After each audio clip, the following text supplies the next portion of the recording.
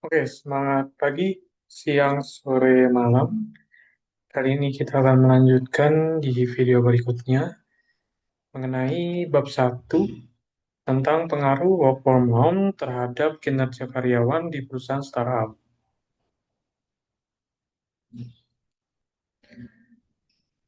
Untuk 1.1, latar belakang masalah, perubahan besar dalam dunia kerja akibat perkembangan teknologi dan kondisi global telah memunculkan berbagai model kerja baru. Salah satunya adalah work from home atau WFH. Fenomena ini mulai diterapkan secara masif sejak pandemi COVID-19, di mana berbagai sektor industri, termasuk perusahaan startup, diarahkan untuk tetap menjalankan operasional tanpa kehadiran fisik karyawan di kantor. Dalam beberapa kasus, sistem kerja WFH bahkan tetap dipertahankan hingga saat ini sebagai bentuk adaptasi terhadap era kerja digital yang lebih fleksibel. Perusahaan startup yang umumnya memiliki struktur organisasi yang datar, budaya kerja yang dinamis, dan penggunaan teknologi tinggi, dianggap sebagai entitas yang paling siap dalam mengadopsi sistem WFH.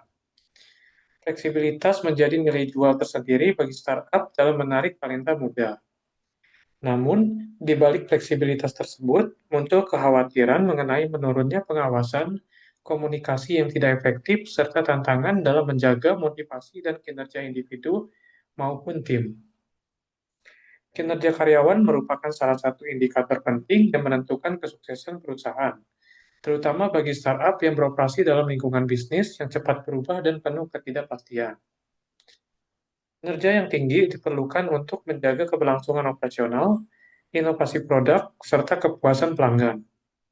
Oleh karena itu, memahami apakah WFH berdampak positif atau justru negatif terhadap kinerja karyawan menjadi pertanyaan penting yang perlu dijawab secara ilmiah. Beberapa studi sebelumnya menunjukkan hasil yang beragam. Ada penelitian yang menyatakan bahwa WFH meningkatkan produktivitas karena minim gangguan dan waktu kerja yang lebih fleksibel. Namun, ada juga temuan yang menunjukkan bahwa WFH menyebabkan menurunnya kolaborasi tim, peningkatan rasa isolasi, serta kelelahan digital yang berdampak pada penurunan kinerja. Perbedaan hasil ini menunjukkan perlunya studi kontekstual yang spesifik pada sektor dan karakteristik perusahaan tertentu. Dalam hal ini, perusahaan startup. Berdasarkan latar belakang tersebut, maka penting untuk dilakukan penelitian mengenai pengaruh work from home terhadap kinerja karyawan di perusahaan startup, guna memberikan pemahaman yang lebih jelas dan mendalam, serta membantu manajemen dalam merumuskan kebijakan kerja yang sesuai dengan kebutuhan dan kondisi perusahaan. Untuk 1.2 mengenai rumusan masalah, berdasarkan latar belakang di atas, maka rumusan masalah dalam penelitian ini dapat dijabarkan sebagai berikut. Satu, apakah pelaksanaan sistem work from home berpengaruh terhadap kinerja karyawan di perusahaan startup? Dua, faktor-faktor apa saja dalam pelaksanaan work from home yang mempengaruhi peningkatan atau penurunan kinerja karyawan? Tiga, bagaimana persepsi karyawan terhadap efektivitas sistem work from home dalam mendukung produktivitas kerja? Lalu poin berikutnya mengenai 1.3, tujuan penelitian. Penelitian ini bertujuan untuk satu, menganalisis pengaruh pelaksanaan sistem work from home terhadap kinerja karyawan di perusahaan startup. Dua, mengidentifikasi faktor-faktor dalam pelaksanaan work from home yang mempengaruhi peningkatan atau penurunan kinerja karyawan. Tiga, mengetahui persepsi karyawan mengenai efektivitas sistem work from home dalam mendukung produktivitas kerja.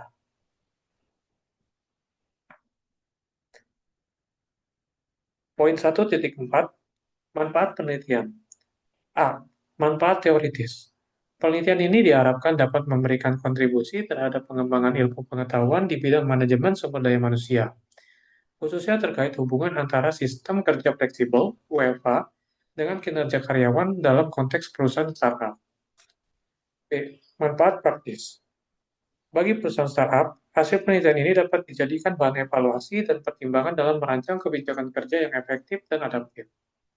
Manajemen dapat mengetahui apakah sistem WFH perlu dipertahankan, diubah, atau dikombinasikan dengan sistem kerja lain, misalnya hybrid, untuk meningkatkan kinerja karyawan. C. Manfaat bagi peneliti selanjutnya.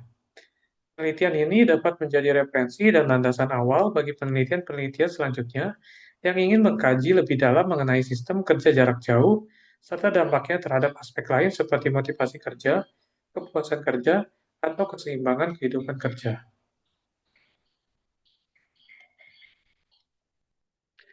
Poin berikutnya mengenai ruang lingkup penelitian. Penelitian ini difokuskan pada karyawan perusahaan startup yang telah menjalankan sistem kerja work from home secara penuh maupun sebagian hybrid minimal selama 6 bulan terakhir. Fokus utama penelitian ini adalah menganalisis hubungan antara pelaksanaan WFH dan kinerja karyawan, termasuk faktor-faktor internal yang mempengaruhinya, seperti komunikasi, disiplin waktu, dan lingkungan kerja di rumah. Penelitian ini tidak mencakup pengaruh WFH terhadap aspek finansial perusahaan, kepuasan pelanggan, ataupun perbandingan dengan karyawan di sektor non-startup. Penelitian ini bersifat kuantitatif dan mengambil data melalui kuesioner atau survei kepada karyawan startup yang menjadi sampel penelitian. Mungkin itu untuk bab 1.